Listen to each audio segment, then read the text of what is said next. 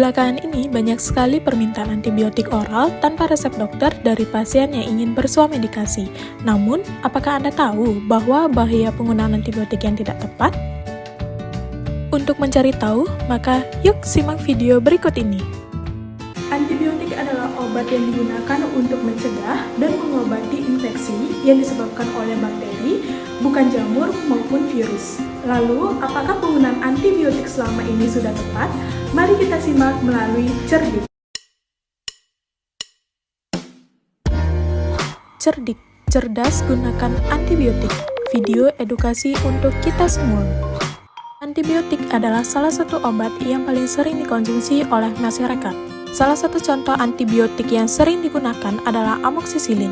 Amoksisilin merupakan antibiotik golongan penisilin. Adapun beberapa merek dagang dari amoksisilin ini adalah Amoxan, Corsamox, Arcamox, Opimox, dan lain-lain. Berikut ini penggunaan antibiotik yang bijak. Agar lebih mudah mengingat, maka kita bisa ingat dengan 3T dan 3H. 3T yang pertama itu adalah tidak berburu minum antibiotik. Jika Anda sakit demam, flu maupun batuk, maka Anda cukup untuk minum air banyak dan istirahat yang cukup. Namun, jika sakit Anda bertahan hingga 3 hari, maka segera ke dokter. Yang kedua adalah tidak menyimpan antibiotik sebagai stok persediaan di rumah. Dan yang ketiga adalah tidak berbagi antibiotik dengan orang lain. Berikutnya adalah 3H. H yang pertama itu adalah harus gunakan antibiotik dengan resep dokter. Anda tidak dapat membeli antibiotik tanpa resep dokter di warung maupun apotek manapun.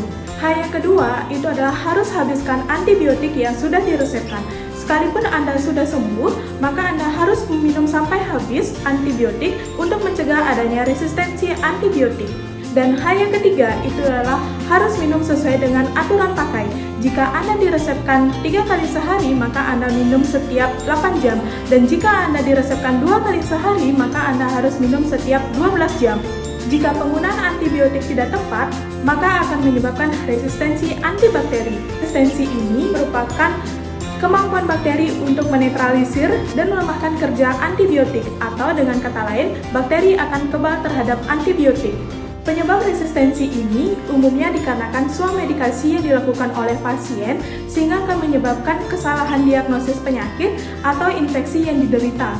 Resistensi antibiotik dapat terjadi kepada siapapun, termasuk Anda yang menonton video ini. Oleh karena itu, penting sekali bagi kita untuk mengetahui, memahami, dan menerapkan petunjuk penggunaan antibiotik yang tepat. Demikian informasi tentang cara penggunaan antibiotik yang bijak. Serta kita harus ingat 3T dan 3H.